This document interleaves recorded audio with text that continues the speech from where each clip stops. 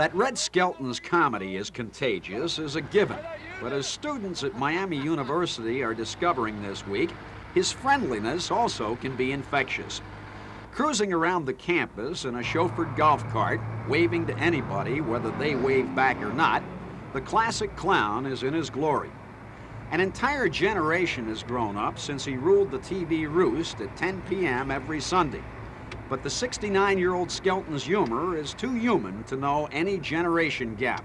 They were little when I was on television.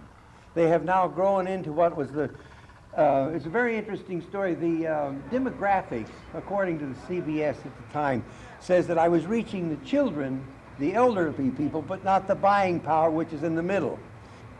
That the famous redhead still is recognized, even with gray hair, is not surprising. At Attractions Restaurant in Oxford for breakfast, 8 hours after he began his day at 5:30 a.m., he is besieged by autograph seekers, both young and old. I tell the students, I said, you never watch my show, you use me to stay up.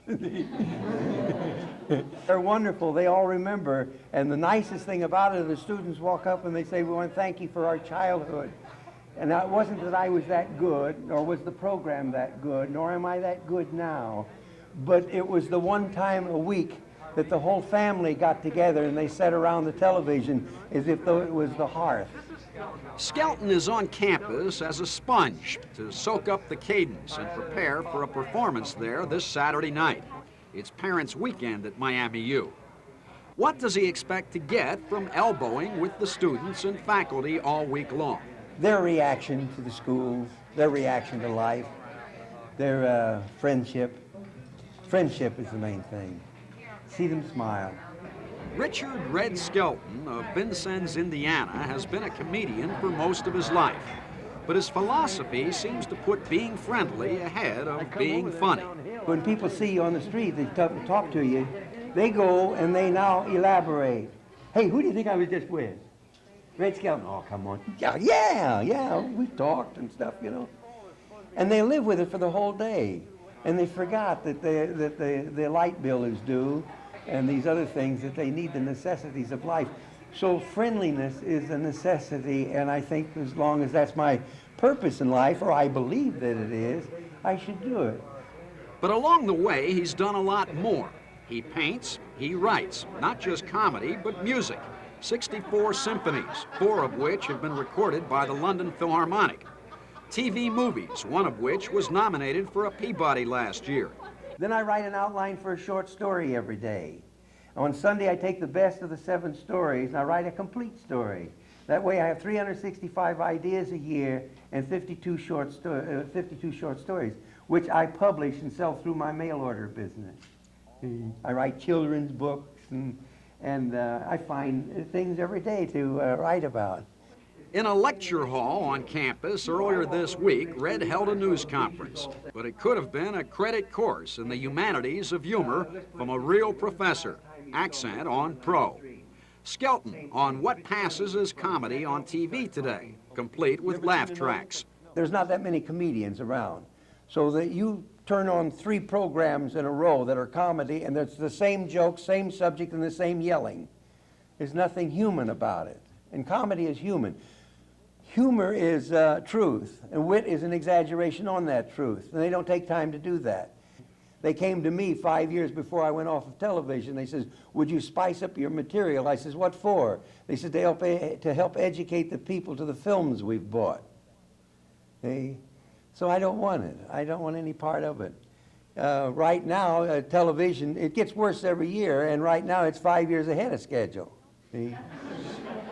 Skelton recently sold all his old TV programs to Westinghouse, presumably for syndication.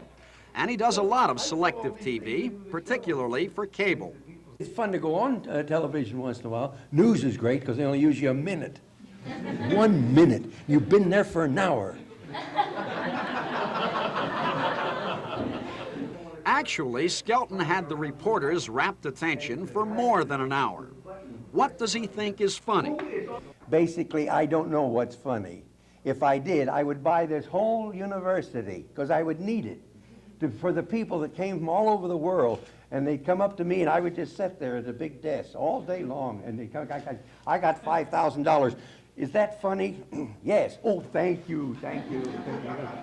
But Skelton doesn't think four-letter words or insults and put-downs are very humorous. I don't think anyone should have to pay their money at a box office or invite into their home to hear material that they can read on public bathroom walls. Red's favorite comedian? Anyone who is funny. That Edwin I love. I loved his approach to things, you know. His simple things he did. He's like he's made up like a chef. He says, more pepper,